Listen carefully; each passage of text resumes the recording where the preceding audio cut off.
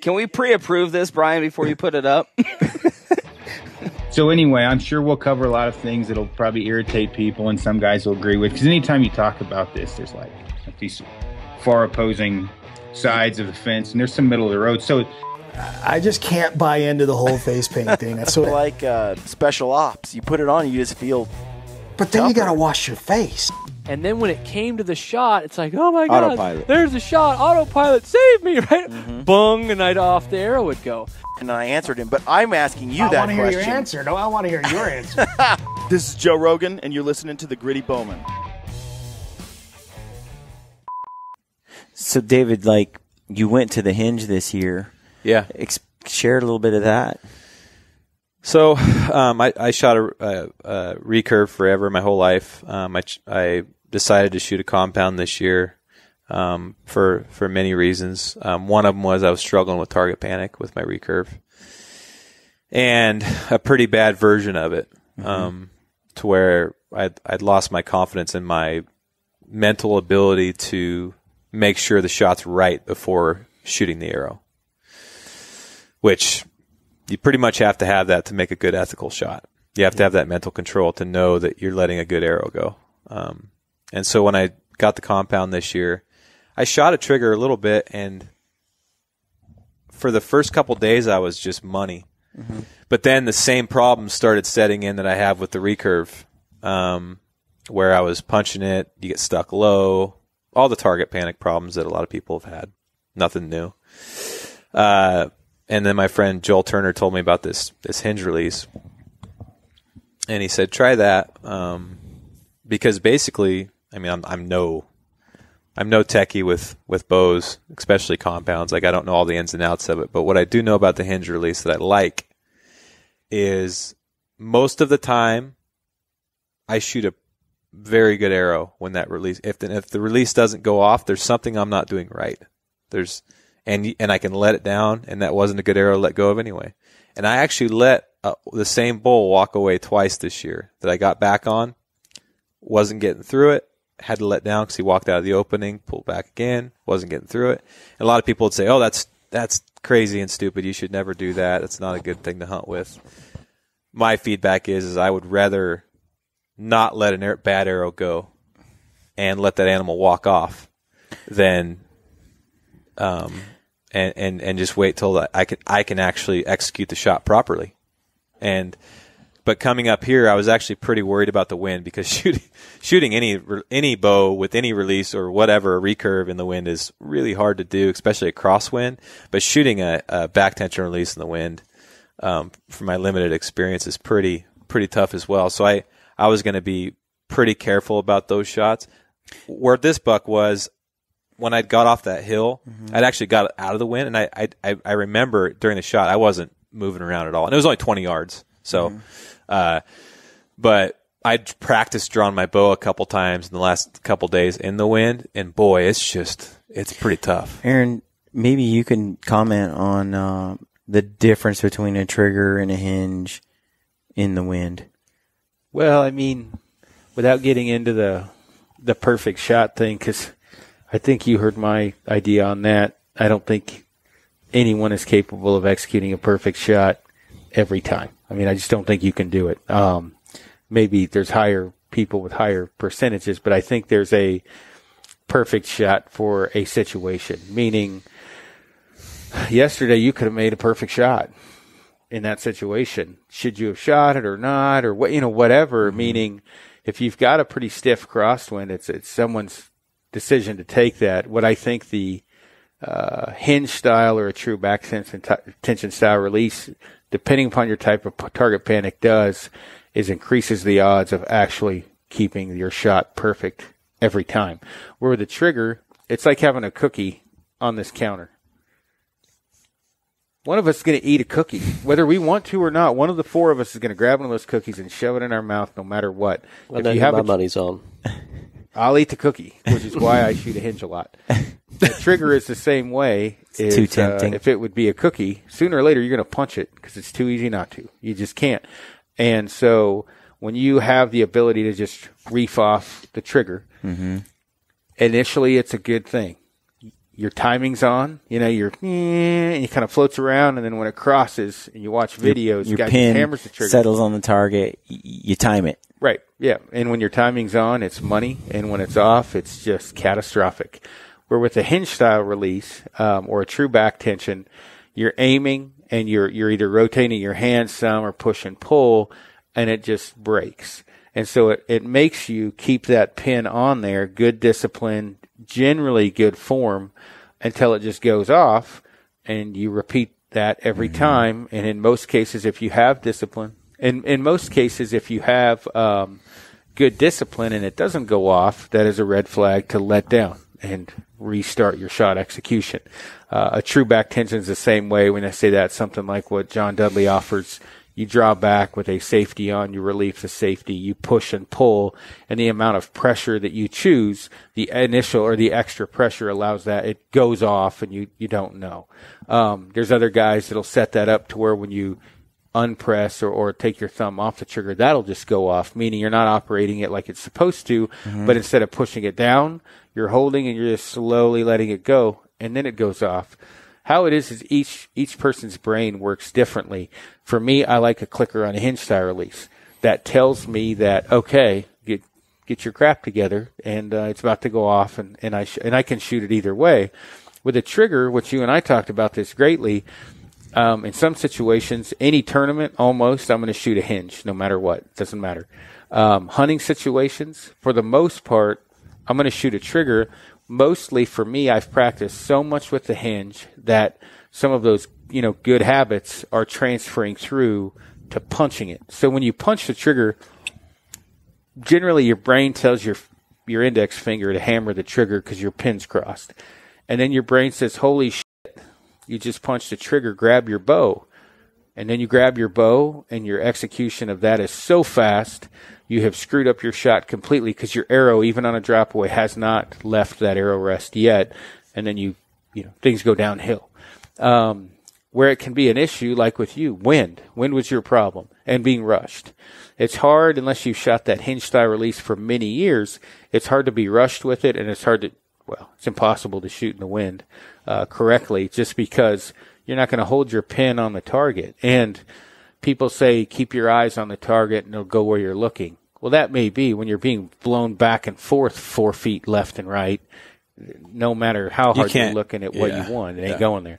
So I think for people to kind of round everything back up, I think it's good to practice with a hinge. I think it's good to hunt with a hinge in most situations, but in some, I think it's better to swap over to a trigger, or just plan on you may never get a shot that's perfect, and you may never get an arrow off. Like up here, you could hunt for 5 days and it's windy enough. You may not, if you have that type of discipline. Most don't. You're probably not going to get an arrow off. The bad thing about punching a hinge style release is your arrow flight tends to be worse, meaning the oscillation or the waggle of your arrow tends to be much worse when you punch a hinge off than when you punch an index finger.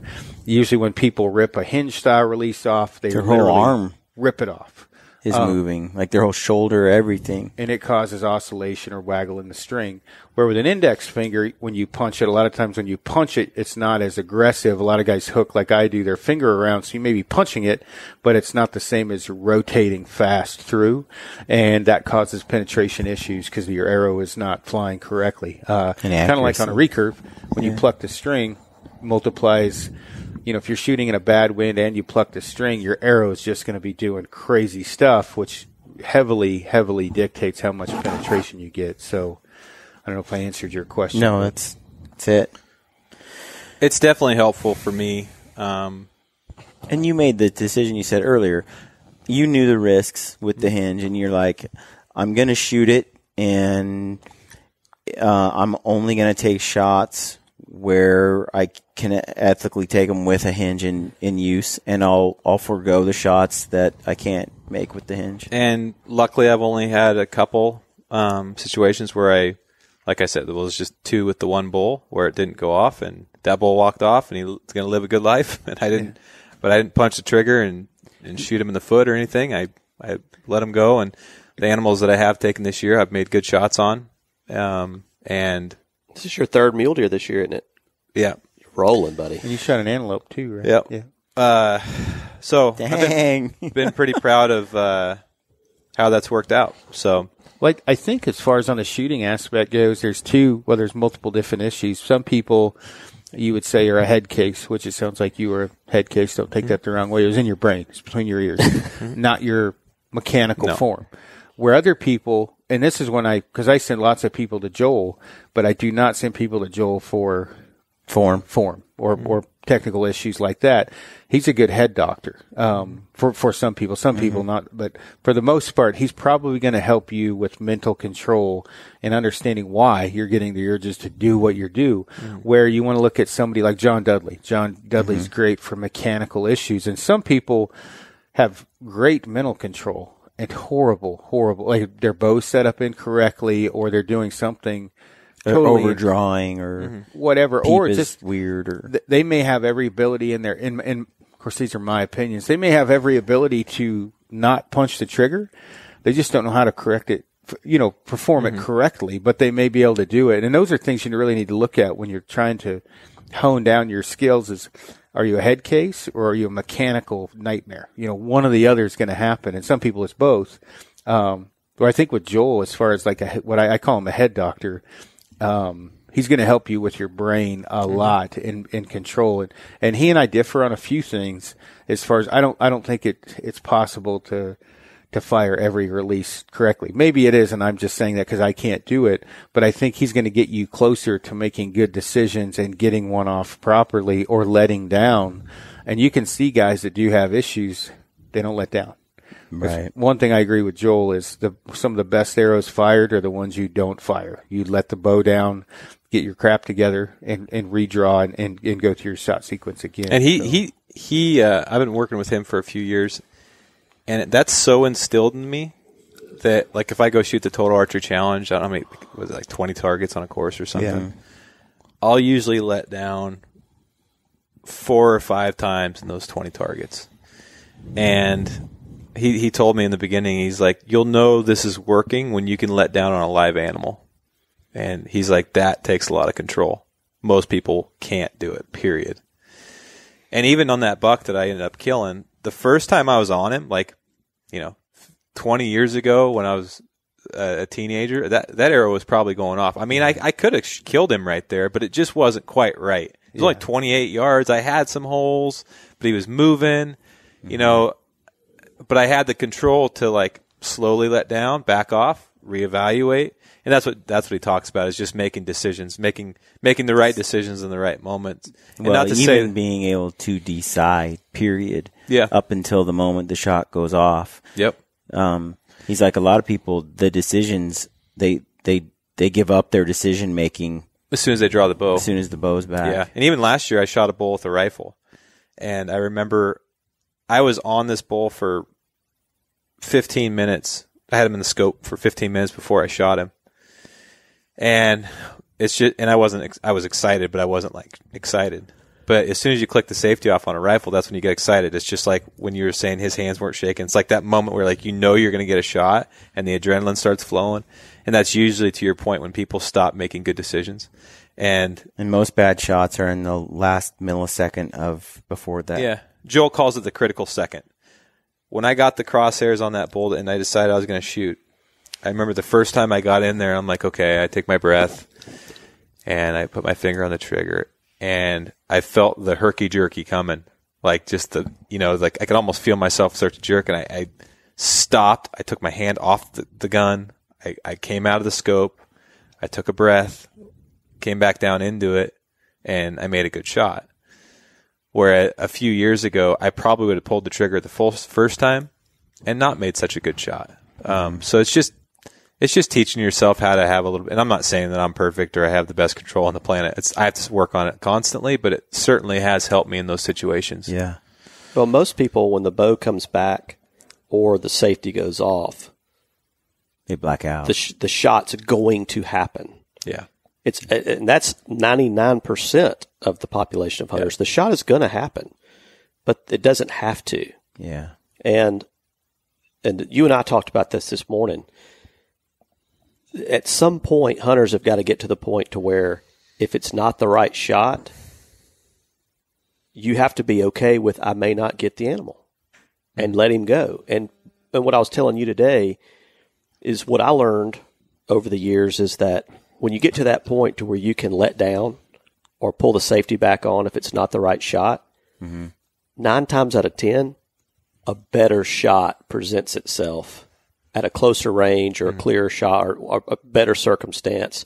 But most people never let themselves get into that situation. They force the first bad one because they feel like they've committed by drawing and or safety off. So I think that's hard to learn, though. Experience, though, has a lot to do with the first time they draw. Because a lot of times, the first time they draw, if they would have had maybe a little bit more planning or experience, they wouldn't have drawn anyway. And once they are drawn, it really goes downhill. Where, and this is just with hunting a bunch of different guys, where you're like, like, why did you shoot? And well, it just seemed like when I should have drawn, and there wasn't a lot of thought process in the first portion of that, which led to even worse decisions in the second portion, where I know most guys I know, once they draw, that animal's dead. But there's a lot of thought process going into the first portion, so in the second portion's easy.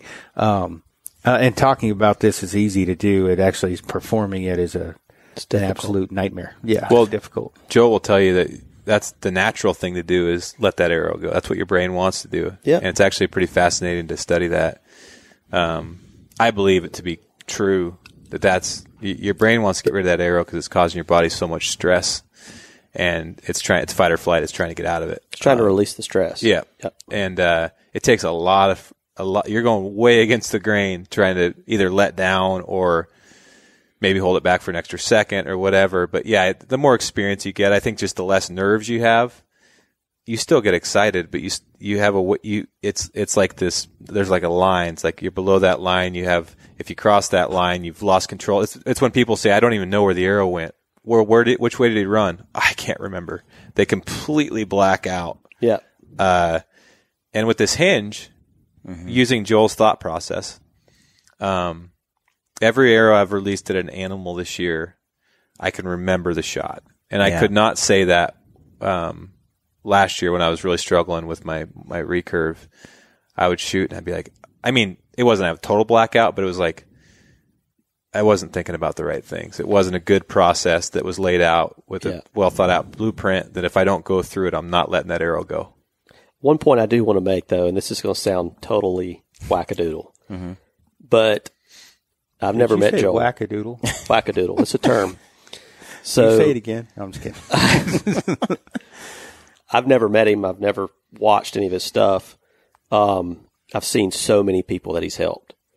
But what I would tell archers, especially traditional archers, if you do not have a target panic problem and you do not have a mental problem, do not go watch that course. It'll make your brain come into play, and you'll become a wreck. If you are a great shot on animals and your brain is not getting in the way, don't put information in there that's going to make your brain start trying to recompute what's happening. Now, if you have form problems and things like that, that's what you need to address. But some of the best baseball hitters in history had the ability to either A, just zone out when they got to the plate and not let their brain get in the way, or B, they just weren't very smart and they didn't have a brain really get in the way. And I hate to say that, but it's the truth.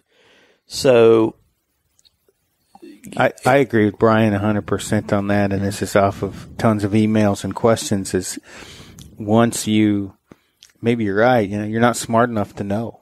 And maybe that's a good thing because guys will start to dig into it, and Joel gets deep. I mean, when he's digging deep into it, guys will ask me all these questions, and I'll be like, well, do you have that problem now? I don't think so. And I'm like, man, I'd get your brain back out of it because once your subconscious gets involved, you're really in for deep at that point. Like, you know what I mean when I say getting your subconscious involved? People don't realize, like, let's say you shank an arrow right. And like, man, I shot to the right. They're looking right now. They're probably going to shoot to the right again. And they'll move their sight to the right. and then they'll stop shooting and go walk the dog, and they'll come back and they're shooting left when they come back. Well, their subconscious got out of it and they quit looking right.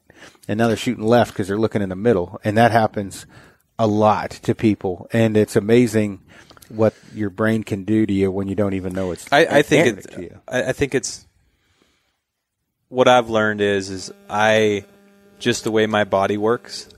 My body doesn't handle stress as easily as other people's. Like my mind, like for I don't know if it's my adrenaline levels or whatever, but I have to have. Says the guy that doesn't have one gray hair. No, I have 4. Okay. No, that's a different type of stress, though. Yeah, like I'm normal with you. stress in life and stuff, but like really exciting situations. Like fight or flight moments. Yeah. Not chronic stress. Right. Fight or flight moments, I guess. If I don't have, I used to play tournament golf. Yeah. At a pretty high level.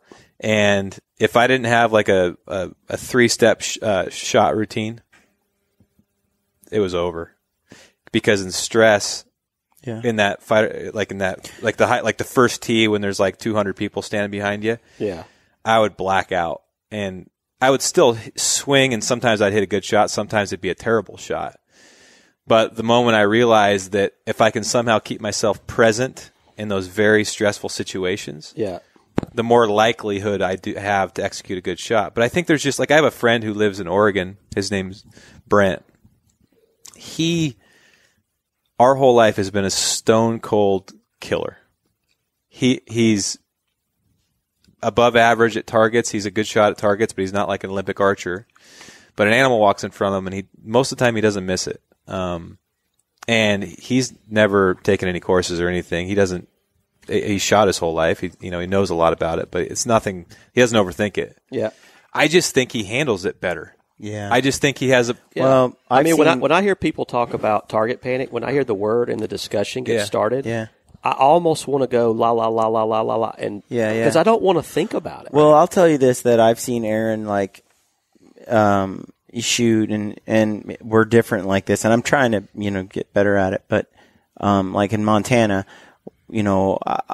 I feel like I made a good shot from the blind, but I probably didn't aim where I should have aimed. And Aaron and I have talked about it. Is what he's talking about. Yeah. There's some wind drift, and I felt like I made a great shot, but I just should have. You did. I watched you on video. You made a great shot. I don't think it had anything to do with your shot. I think it had to do with the fact that you didn't aim. I didn't do what I should have. We talked about it ahead of time, and I just in the moment I just went straight for center long. Didn't deal with this stuff, and so then if you're following the Instagram story, I go out and I got 2 more shots on this bull. And now the wind was just whipping and stuff, and I have the hinge release, and I'm trying to make these shots, and because I wounded him. Yeah. And so I'm trying to make these shots, and I'm in the wind, and I missed, and we came back, and Aaron has a way of like the next day, it's a new day. It's a new day. Yeah. Yep. Things didn't go right, but today's a new day, and they're going to go right. I come back from that thinking, what the hell's wrong with me? Yeah. It's something that I heard that every day is perfect. It's up to you to make it that way. And you just heard the book that I heard it from. Yep. And I heard a guy tell me that years ago. Every day is perfect. It is up to you to make it perfect. It's up to you to keep it perfect. And it's ingrained in my mind, and I'm not saying I make it work, but I was telling you, and we talked about it before you shot your buck yesterday. It's like, I wouldn't worry about it, dude. I'm like, just kill the next one. Reset, re-go. That's the best you can do. And in not to interrupt you too much, but like when we're at the range, I'll shoot 3 arrows, and if those 3 arrows didn't feel good, I put my bow in my bag and I watch you guys. Because there's no reason to keep shooting bad arrows. And most people can't do that. And by no means am I saying I'm perfect, but I'm definitely trying to get the point across. If you're at the range, nothing good will come out of you shooting arrows when you're shooting poorly. Put your bow in your bag and leave the archery range. Go home. Like literally. Because what happens is it gets in your head. Yep. And then your head starts trying to recalculate. It starts to create this snowball effect of lack of confidence and just like, then you're starting to have trigger panic when you didn't have it before. And and a lot of it is like the other day when we all shot. Before you got there, I was shooting great. When you got there, the wind was bad. Literally, I didn't shoot horrible, but I didn't shoot great. I mean, I'm not saying this because we're on. He'll tell you, it doesn't affect me. It doesn't. I'm like, whatever. My bow's dialed in. Just whatever. I'm not shooting that good right now. Minutes earlier, an hour or 2 hours earlier, Aaron could not miss. Wind or no. 2 hours later, he's missing.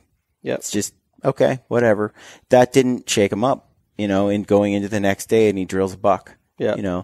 I've seen that. I think that's a lot harder to do than you think. I mean, it's a life of getting knocked down and standing back up, And if you didn't get knocked down that much, you may not be able to stand up as easily as the other guy does. Right. So, but I've seen it, and I like it, and I want to be able to do that. But certainly, going into the hunt yesterday, because I was able to go after, we determined my buck wasn't the first one I shot. He's all right. It wasn't a mortal wound. And so, you guys all tagged out by now. And so, before we move on to that, I've got to take this opportunity to say this, and it is not directed at anybody, but what I would suggest to people is there's a lot of guys like Aaron. Well, there's not a lot of guys, but there's guys like Aaron that can make shots at distance. But what I would tell people is, well, this is directed at me, but I'm okay with that. It's not directed at you. It's directed at me, at Brian. And everybody earlier else. You mentioned this to me. One of the things that you said was, as I was it was the day before. You were regrouping. Yeah. Yeah. I was sitting there going, man, and you said, you got to quit beating yourself up over this. You're hunting with one of the best archery shooters in the world, hunters, shooters on a live animal. What, you keep comparing yourself to that is well, what my point was is that at some point it's become, for some, how far can you shoot instead of how close can you get? And that's not what archery was ever meant to be. And I'm not standing on a pedestal here saying that. Yeah, you're right. It's a difference of opinion. That's all it is. Mm-hmm. I've killed a lot of animals. Mm-hmm. I've never killed an animal over 40 yards. Ever. Mm-hmm. Now, have I taken a follow-up shot after 40 yards on a moose or a elk? Yeah. I think that if the animal is within a range that you can hit him, you need to take a follow-up shot. Yeah. But the primary shot I've never taken over 40 yards. I think that the variables get too great past that. For some people, that range may be 20 yards. Right. It's all a personal thing. And I guess what I would say is to people, including yourself, is let some shots go that he can make that someone else can't. Let those shots go. Work on getting closer to the animals. Work on taking clean shots that you are 100% confident that you can execute every time, whether it's 20 yards or 40 yards. Yeah. But work on killing animals, and it may not be the biggest bucks or the biggest bulls. It may be the animal that you can get a great shot on. It turns into get confidence. Yeah, it turns into, in some ways, there's a lot of wisdom in hunt the shot, not the animal. That's it. Yeah. But here's the thing, though. If you do that and you consistently... Which I did not do in Montana, by the way. No. I didn't hunt the shot, I hunted the animal. Yeah, but if you consistently do that and you start consistently taking animals quickly and cleanly, when that shot presents itself, that may not be the long-range shot. It may be a shot that's through a gap of grass that's this big, like Aaron took on Monday. Mm-hmm. It's a little small window, or it's a tough angle where you have to thread it in. Once you've made the good shots, the clean shots, the easy shots, and you've made them consistently, you can execute the more difficult shots with confidence and build your way up. Yeah, and that's it. And it becomes second nature. It becomes something that you're not thinking about. Yeah. And I think that's where I'm doing this for the listeners. There's many guys that listen to y'all. I think it's important that I chime in because I'm the long-range shooter. And one of the first things the first guy said when I shot my buck was, what was it, 100 yards? And Jeff was like, no, it's 35. And I think that the problem with, and I'm 100%, I mean, I'll own it all day long. I've shot animals at 4 yards, and I've shot them at farther than I should probably be shooting. And I think that gives people the idea that if they can shoot at a bale and hit it at 80 and hit a plate, that happened to me with a Tradbow. I was hitting a plate at 50 consistently. You saw it. Yeah. And I missed a deer 3 times at 20. And that it's not the same as an animal. And I don't mean the animal's going to move at all. What I mean is your brain gets in the way and rolls downhill fast, and you don't do anything like you're supposed to, and you forget what your peep is, and you can't see your pins, and you grip your bow. And some people will have more maybe ice in their veins or have shot a lot of animals, and they get used to that. And then you have some, like me talking about shooting, and then they think they can do it, and then animals get wounded. And I agreed with what you were saying yesterday when we were talking about it. I got to do a better job of policing, one, what I say and how it's perceived, because it is bad that if someone gets the idea that, they're hitting something that's not moving and their adrenaline's not flowing and they're doing it consistently, that automatically it's going to work. Mutually exclusive is going to work for them. Like, oh yeah, I can shoot an animal that far. And it's not the case. And I mean, Lander, when it made me think about it as I was freezing at the pump jack, was if you hit an animal and you draw blood at 100, you've punched your tag. He wasn't doing that to be mean to me. What he was basically saying is, you better make certain you're going to kill that animal when you shoot, because that is by far way too far to shoot an animal. It is your it's your decision. Mm-hmm. But when you make that decision, I'm making one for you as well. He was basically the point of almost like, if you shoot that far and you miss it, you're going to tag it, because you're far beyond the moral and ethical distance that he believes in and should be shot. And we talked about the variables. A lot of them. Yeah. 0 to 100.